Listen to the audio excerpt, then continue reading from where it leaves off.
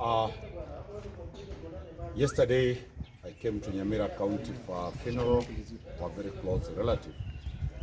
And my client, one Mr. Masengeli, was supposed to appear before the judge for mitigation and sentencing. It's unfortunate I was not present. And he failed to attend because of reasons that the court was told. But very many issues have arisen out of the Masengeli saga. One, who is my client? That is Masengeli. Number two, what is the politics behind the persecution of one acting Inspector General of Police? Three, what is the import of the orders given by the judge in terms of the national security and in terms of the way going forward? First of all, my client, Masengeli, comes from the Administration Police Service. He was appointed an acting IG, awaiting the appointment of the substantive Inspector General of Police, who is still being processed by Parliament. He has undergone vetting at the Senate. He's awaiting the National Assembly. Then if he passes, then his name will be forwarded to the President for appointment. As he is there, Mr. Masengeli, one, joined the Kenya Police in 1989 as a police constable.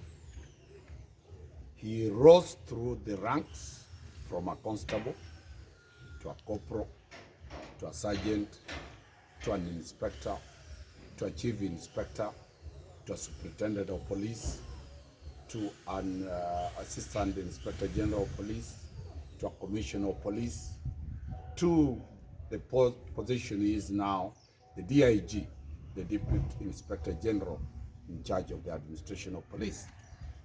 Masengeli has a bachelor's degree from Kimathi University, Danstan Kimathi University. He has a master's degree from the same university, that is Danstan Kimathi University.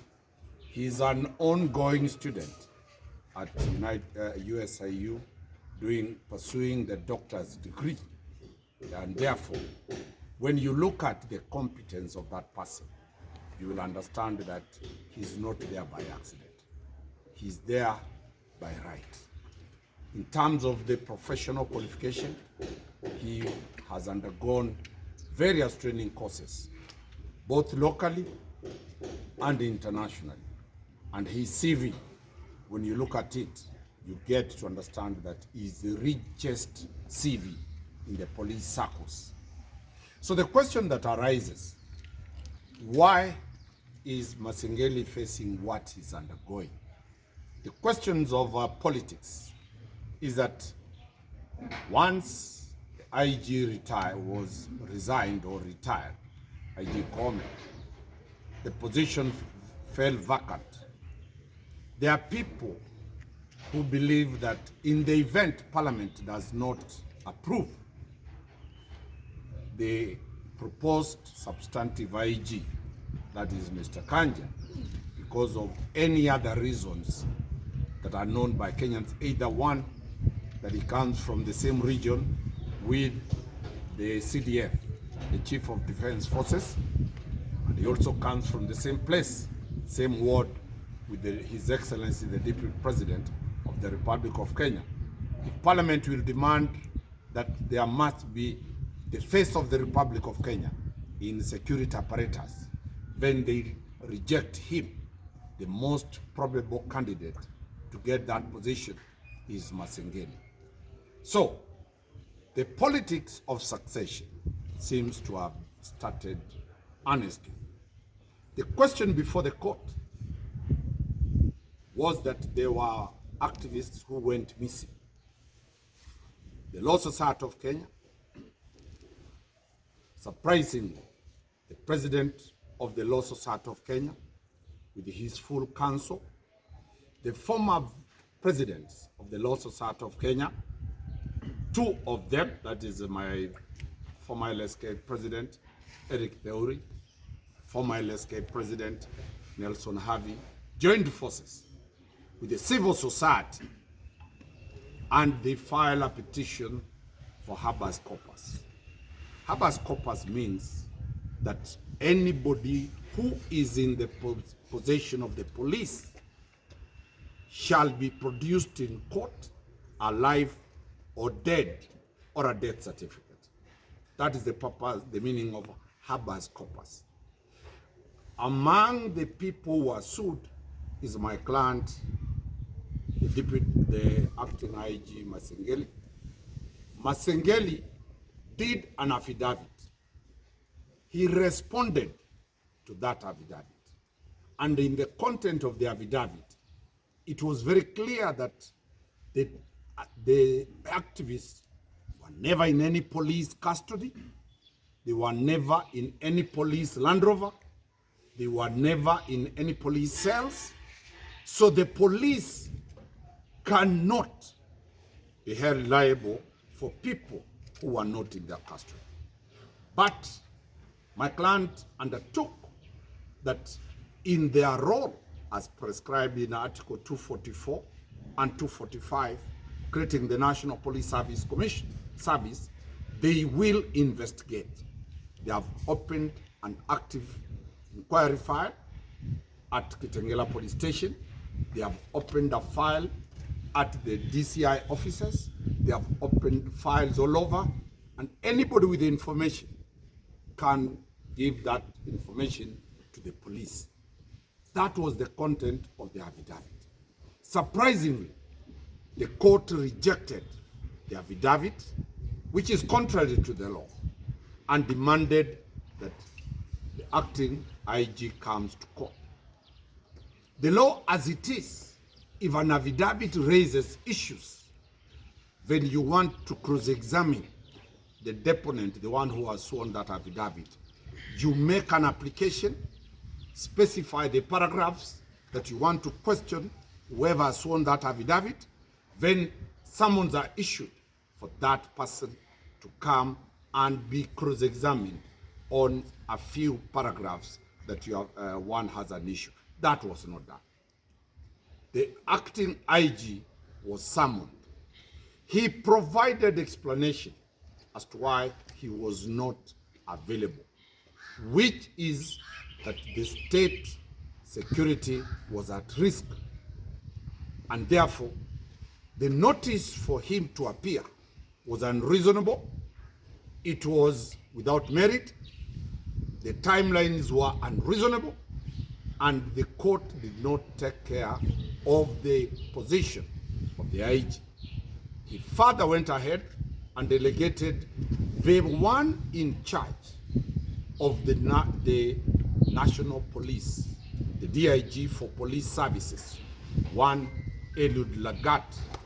I did appear in court with Eliud Lagat. We were denied a chance to explain. The court wanted the IG, the acting IG, in person. It is very surprising. Failure, then he was convicted in absentia. Yesterday, my colleagues, Miller, Ogola, and the other counsels made an application to stay the proceedings to allow our client to come and mitigate. The court rejected and went ahead and sentenced Masengeli, the acting IG, in absentia without mitigation, in contravention of Article 47 that demands that everybody must be given a fair chance to be heard, in contravention of Article 49 and Article 50 of the Constitution. My client was condemned and heard. He had sent his advocates, and by law, an advocate has the full force to appear and defend his client. The advocates requested to mitigate. The court was not ready. it rejected, and he sentenced my client to 6 years and 6 months. And surprisingly, the court said that if he wants that sentence implemented, he walks himself to prison. The procedure of going to prison is clear. Once you have been sentenced, you are arrested. Once you are arrested, committal bundles are signed, are brought from prison. They are signed by the magistrate or the judge committing you. Then those committal bundles are the ones that will admit a prisoner in custody. This is a replica of my client's case again, when George Kinoti, the DCI, was also sentenced and told to walk to committee prison. It never materialized. It is academic. The prison authorities don't receive visitors who will say, we have been told, we have been sentenced, open the gate, let us get into the prison cells. That is a serious anomaly, and that is the politics that you can see, that the conviction and the sentence of one Masengeli is political. Two, when you look at the question about the Minister for Interior being ordered that in the event Masengeli does not go, then he has a duty to bring him to prison. The Minister for Interior has no police powers of the state. He's a civilian clothed with the power as the Minister for the Interior. He cannot arrest. Powers of arrest are conferred on the National Police Service Commission and the agents, that is the police officers. So that is why I'm saying the second limb tells Kenyans that there is a lot of political witch hunt. Masengeli comes from Western Kenya, the Luhya Nation. This is the first time that that position has fallen outside the regions where the position of then Commissioner of Police, now the Inspector General of Police, for the first time, the position, if the current substantive head does not make it, then it will go to Western. So there is a serious political witch hunt. The sentence is purely meant to blackmail Masengeli if he succeeds to get the position, but if that position is vacant. When you look at the ruling, the sentence was suspended for 7 days. And the court surprisingly says that he can redeem himself by appearing before the same court within 7 days. The law is very, very settled. Once a judge or a magistrate has sentenced, by law he becomes functus official. He cannot review his own sentence.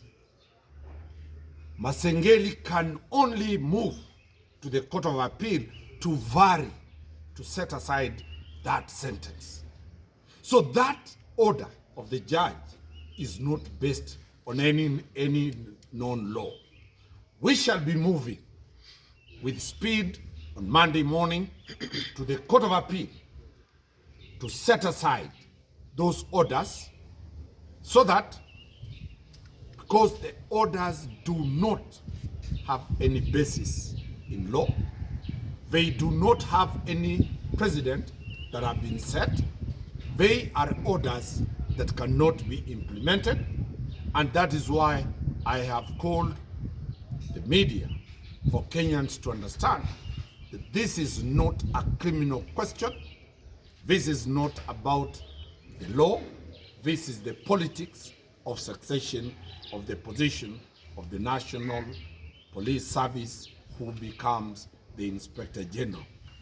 Lastly, what comes out to the country now that the acting IG has been sentenced? There is nothing wrong. The law provides that anybody who is sentenced above 6 years is the person who loses his position. My client Waluke was sentenced, he went, he came out, he's still serving as a member of parliament, yet he has been convicted. So the law as it is when you have been sentenced above 6 years, 6 months, that is when you lose your position. What is the current position of the law of contempt? The contempt law was declared unconstitutional. What we are operating on is the Magistrates and Act, Cap 10, that is providing for reason on how to deal with contempt. So we shall be moving to the Court of Appeal with speed to restore sanity in the country. My appeal from my client is to the whole nation to be settled that there is nothing that stops the acting Inspector General of Police to discharge his mandate. All organs of the National Police Service are in place, and the security apparatus have their centralized command in the acting Inspector General of Police. And the lawyers, as I've said, I shall be moving together with the other lawyers to set aside those orders as we resume on Monday morning very early. Hivi vile nimesema ni siasa mingi ya kujaribu kung'ang'ania kiti kile ambacho ni cha Inspector General. Yule ambaye alipewa ile nafasi amepiwa msasa na Senate, iliyosalia ni bunge la kitaifa. Akipita pale, licha ya kwamba kuna maswali mazito kuhusiana na mambo yake, ikiwa tafaulu, basi ule client wangu atarudi nafasi yake ya kuwa yeye ni kaimu wa mkuu wa Inspector Generali, mkuu wa kitengo cha Administration Police. Nimeelezea kwamba ule ni mtu aliyeingia katika kitengo cha polisi mwaka 1989 katika ile nafasi ya chini ya constable.